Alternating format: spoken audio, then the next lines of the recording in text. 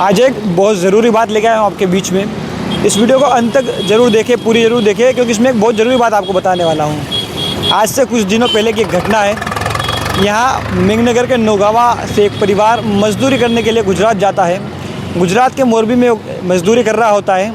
अचानक एक दिन उनकी बेटी गायब हो जाती है। 2-3 दिन बाद जब उसकी बेटी की खबर मिलती है तो परिजन पुलिस थाने पहुँचते हैं। पहुँचकर उन्हें पता चलता है कि उनकी बेटी की हत्या कर दी गई है। हत्या के पहले उसका रेप किया गया था। इस बच्चे की उम्र मात्र 7 साल थी। आप कल्पना करें, मात्र 7 साल की बच्ची जिसके साथ दुष्कर्म किया गया, उसकी हत्या करके उसे फेंक दिया गया। ये घटना 18 जनवरी को हुई थी, जब वो बालिका गुमशुदगी की रिपोर्ट दर्ज करवाई गई थी 18 तारीख को। 28 तारीख को 21 तारीख को उसका शव मिलता है और आज 30 तारीख है। लेकिन अभी तक किसी भी समाज सेवी, किसी भी नेता, किसी भी जनप्रतिनिधि के कान पर कोई जू नहीं रहेगी। कारण क्या है कि आखिर वो बच्ची आदिवासी थी? क्या ये कारण है कि वो आदिवासी बच्ची गरीब तबके से आती थी? क्या ये कारण है कि ये कोई हाई प्रोफाइल केस नहीं था? इसमें सारे नेता, सारे जनप्रतिनिधि जो कि आदिवासियों के इलाके से हैं, जो आदिवासियों के वोट ले करके बड़े बने हैं, नेता बने हैं, सारे खामोश है। कोई न्याय की मांग नहीं करता, कोई सहयोग देने को तैयार नहीं है। क्या कारण है? आखिर ये लोग वे ही है जो हमेशा कहीं और कुछ घटना होती है तो मोमबत्तियाँ लेकर निकल जाते हैं। यही वो लोग हैं जो ज्ञापन देने पहुंच जाते हैं।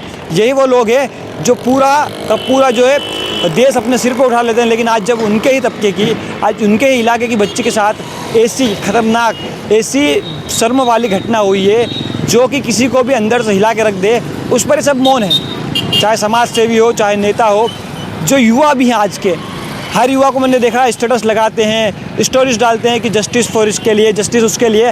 पर आपके मतलब कह सकते हैं घर की बच्ची मानिए उसको, क्योंकि आपके इलाके की बच्ची है, उसके लिए आपका दिल नहीं पसीज रहा है। क्या कारण है? क्या इसमें आप राजनीति देख रहे हैं? क्या आप इसमें जातिगत एंगल देख रहे हैं कि वो आदिवासी की बच्ची है?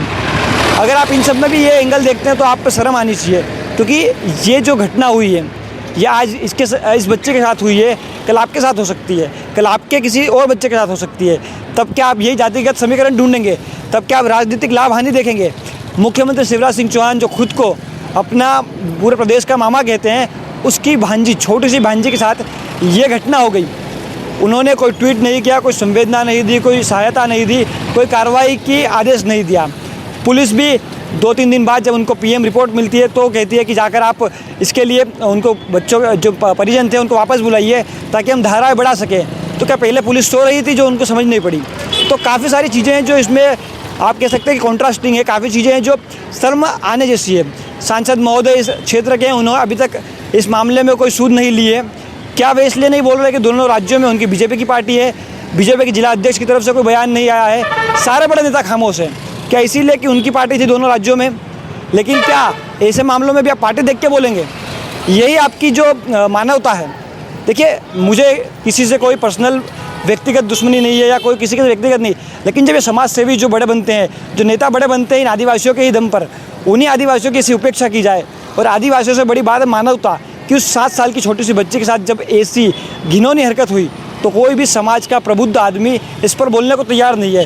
कोई भी उनसे न्याय की मांग नहीं कर रहा है। सभी लोग अपनी रोटियां सेकते हैं, राजनीति करते हैं, इनसे वोट मांगते हैं, लेकिन आज उनके दुखड़े सुनने कोई नहीं जा रहा है।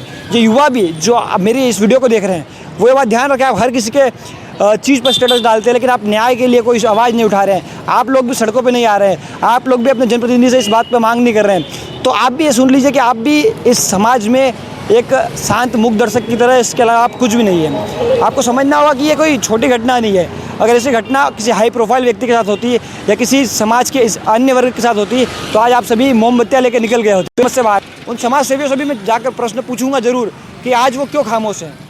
क्या यही उनका फ़र्ज़ बनता है? और लगातार झाबुआ में ऐसी घटनाएँ बढ़ रही है, इसका कारण क्या है? क्या आदिवासियों को आपने खिलौना समझ रखा है? इसके अलावा ये जो लोग मजदूरी की है, आप देखें, मजबूरी और मजदूरी ये दोनों पर्याय बन चुके हैं। यहाँ से मजदूरी करने के लिए जाते हैं, वो अपने पेट पालने के लिए जाते हैं, अपना घर परिवार छोड़ के जाते हैं। वहाँ पर कैसे माहौल में जीते हैं और इसको आप शौकिया अंदाज़ बोलते हैं, तो यह बहुत ही लानत वाली बात है। ऐसे नेताओं से तो मुझे कोई अपेक्षा है ही नहीं। लेकिन आप लोगों से अपेक्षा है कि आप लोग कुछ ना कुछ कदम जरूर उठाएंगे।